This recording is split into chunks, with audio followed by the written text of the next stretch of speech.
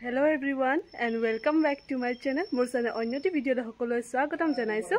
aru apnaloke thumbnail sai gome paise nisoy moi aji odalar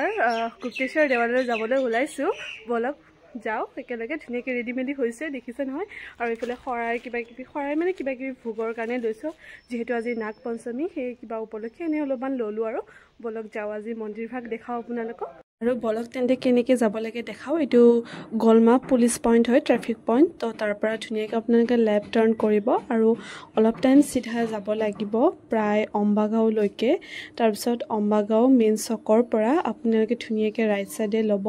সিধা গৈ থাকিব লাগিব প্ৰায় অলপ টাইম আৰু তাৰ পিছত এখন চাৰ্চ আছে চাৰ্চৰ পৰা এনেকে সিধা গৈ থাকিব লাগিব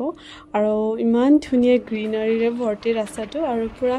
গাঁৱৰ এটা পৰিৱেশ আৰু বহুত বেছি ঐতিহ্যপূৰ্ণ মন্দিৰ আৰু বহুত বেছি পুৰণা আৰু বহুত বেছি এটা শক্তিশালী মন্দিৰ সঁচাকৈ আৰু এতিয়া আমি এইফালে এখন সাইনবোৰ্ড দেখিছে নহয় ইফালে ইয়াৰ পৰা আমি ধুনিয়াকে লেফট সাইডেদি যাব লাগিব বলক তেন্তে ইয়াৰ ভিতৰলৈ যাও পুৰা লেফট সাইডে এটা সিধা যাম আৰু কাষত পুৰা চাহপাতৰ বাগান ইমান ধুনিয়া পৰিৱেশ নহয়নে বাৰু আৰু ইমান ধুনিয়া পৰিৱেশৰ এটা মন্দিৰ স্থলী ভাগ থাকিলে খুবেই ভাল লাগে নহয় বাৰু আৰু ইফালে আমি সিধা আহিফালে দলংখন পালো দলংখনৰ পৰা আকৌ আপোনালোকে ৰাইট সাইডে লব আৰু ৰাইট সাইডে ধুনিয়াকে আহিব লাগে আৰু ধুনিয়াকে তাৰপিছত এটো সিধাই হয় বাৰু এটা টাৰ্নিং পইণ্ট পালো আৰু এতিয়া পানী আৰু প্ৰায় অলপ টাইম আছে ভিডিওটো চাই থাকক গম পাব ইমান বেছি ধুনিয়া নহয় মন্দিৰটো মই পিছে আগতে দুবাৰমান আহিছো বহুত বেছি ভাল লাগে আৰু ইমান বেছি ধুনিয়া আৰু চাইছে নহয় ইমান বেছি আৰু উখ পাহাৰৰ ওপৰত মানে আৰু মন্দিৰ ভাগ বহুত বেছি ধুনিয়া আৰু ফাইনালি আমি শ্ৰী মুক্তেশ্বৰ দেৱালয় পালোগৈ আৰু বলক তেন্তে ইয়াৰ ভিতৰলৈ যাও প্ৰথমতে মাৰ ওচৰত সেৱা ভাগ লৈ ভিতৰলৈ প্ৰস্থান কৰিছো ভৰিখনো ধুনিয়াকৈ ধুই ললো আৰু ইমান বেছি ধুনিয়া পৰিৱেশত মন্দিৰ ভাগ সঁচাকৈ আৰু ইয়াতে মাৰ পুৰা ঐতিহ্যপূৰ্ণ শক্তি থাকে বুলি বিশ্বাস কৰে আৰু যেহেতু দেউসকলে তাতে দেখাও পাইছে বুলি মাক কৈছে আৰু তেনেকৈ আৰু ইমান বেছি ধুনিয়া সতী বেউলা কাহিনীটো যদি আপোনালোকে হিষ্ট্ৰীত পঢ়িছে মই পিছে হিষ্ট্ৰীত তেনেকৈ পোৱা নাই দেই আমাৰ টাইমত যেহেতু নাছিল আগৰ টাইমত আমাৰ মাহঁতে পঢ়িছিল বোলে তো মায়ে কৈছে আৰু তেনেকৈ আৰু তেওঁলোকে দেউসকলে ক'লে তেনেকৈ ঐতিহ্যপূৰ্ণ মন্দিৰটো কেনেকুৱা কি তাতে যিহেতু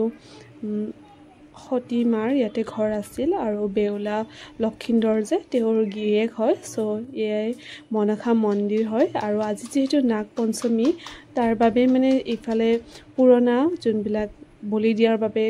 দাও ব্যৱহাৰ কৰে যেহেতু বলি প্ৰধান আজি চলে মাক মানে বলিৰ টেষ্টটো মানে মাৰ ওচৰত অৰ্পণ কৰা হয় মাৰ প্ৰসাদ হিচাপে মেইন মাৰ প্ৰসাদটো বলি বিধানৰে যদিও মানে সদায় নকৰে তেওঁলোকে এনেকৈ বিশেষ দিনত আৰু কেতিয়াবা যদি আপোনালোকে তেনেকৈ কৰিব বিচাৰে তেতিয়াহ'লে তেওঁলোকক আগতীয়াকৈ দুদিনমান আগতে জনাব লাগে আৰু ইয়াৰ পৰিৱেশখিনি সঁচাকৈ ইমান বেছি সুকীয়া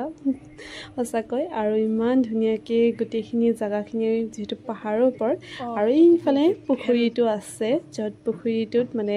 মাক মাজে মাজে দেখা পায় বুলি কৈছে যেহেতু শক্তি বহুত আছে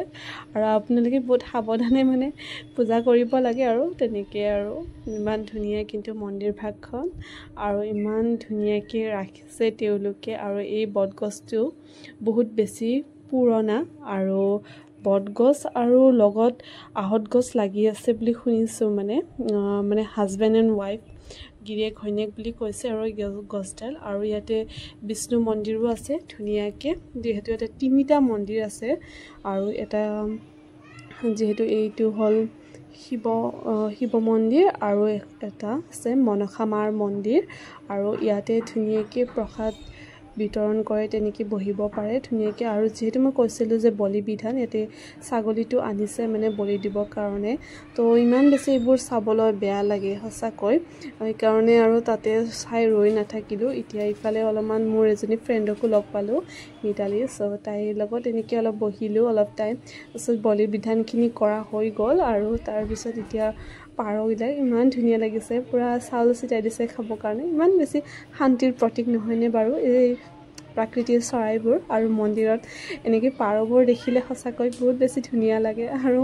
মনবোৰ পবিত্ৰতা লাগে আৰু এই মন্দিৰটোত আজি যিহেতু ইমান মানে উৎসৱৰ দৰে হৈছে তো বেছি ভাল লাগিছে আজি আহি মানে আগতে আহাতছে আৰু মোৰ চ' এনেকৈ উৎসৱবোৰত আহিলে বেছি ভাল পাব আৰু আপোনালোকে ইয়াতে আজি আহিছোঁ মুক্তেশ্বৰী দেৱালয়লৈ এই দেৱালয়টো বহুত বেছি ঐতিহ্যপূৰ্ণ আৰু এই দেৱালয়টো অদলা মন্দিৰ বুলিও জনা যায় আৰু এই দেৱালয়টো বিশেষ মনসা মাৰ ওপৰতে হয় শিৱ মন্দিৰো আছে আপোনালোকক দেখালোৱে তেতিয়া আৰু ইয়াতে ধুনীয়াকৈ শিৱ মন্দিৰো আছে বিষ্ণু মন্দিৰ আৰু মনসা মাৰো আছে চ' আজি যিহেতু নাগ পঞ্চমী তেতিয়া আহিছিলোঁ 11:30টামানতে আহি পাইছিলোঁ কিন্তু তেতিয়া দৰ্শন কৰিব দিয়া নাছিল যিহেতু বলি প্ৰধান চলি আছিল এতিয়া ফাইনেলি বলি প্ৰধানৰ পিছত আৰু তেনেকৈ বেলেগ মানুহ আছিল তাৰপিছত এনেকৈ ভিৰ হয় আৰু তাৰপিছত তেনেকৈ ফাইনেলি সেৱাভাগ দিব পালোঁ অলপমান মাৰ নামত ভোগ অৰ্পণ কৰিলোঁ আগতে নহয় ইমান কিউট দুটা ভাটৌ চৰাই আছে আপোনালোকক দেখাওঁ ৰ'ব হা ইমান কিউট আৰু মানে শৰাই ভাঙিব লৈছে চ' শৰাইভাগ খাই পেলাই যাম বুলি ভাবিছিলোঁ আৰু এই দেৱালয়টো বহুত বেছি ঐতিহ্যপূৰ্ণ আৰু ইয়াৰ বহুত হিষ্টৰিকেল মানে হিষ্টৰী আছে আৰু যিটো সতী বেউলা আপোনালোকে শুনিছে চাগে হিষ্ট্ৰীটো যদি আগতে পাইছে আজিকালিতো মই তেনেকৈ হিষ্ট্ৰীত পোৱা নাই দেই কাৰণ মোৰ হিষ্ট্ৰী নাছিল চ' আৰু আমাৰ স্কুলৰ টাইমতো নাছিল কিন্তু তেনেকৈ শুনিছোঁ আৰু সতী বেউলাৰ সতীৰ ঘৰ ইয়াতে আছিল যাক মা মনসা হিচাপে আমি পূজা কৰোঁ আৰু বেউলাজন সতীমাৰ স্বামী আছিল চ' তেওঁলোকৰ মানে এইটো স্থানটো কিবা কৰিছে আৰু এই মোৰ পিছফালে বটগছ আৰু আহঁত গছটো আছে এইটোৱে মানে দৰা কইনা বুলি কয় আৰু তেওঁলোকৰ চ' ইমান মানে ঐতিহ্যপূৰ্ণ যিহেতু বহুত বেছি পবিত্ৰতা ভৰি পৰে আৰু তাকে বহুত বেছি ভাল লাগে আৰু এই মন্দিৰভাগত আপোনালোকে আহিব দেই বহুত বেছিয়ে ভাল লাগে আৰু বহুত দূৰৰ পৰা মানুহ আহে তেনেকৈ আৰু ইয়াত দেখিছেনে ভাটৌ চৰাইকেইটা ইমান মৰম লগা আয়ো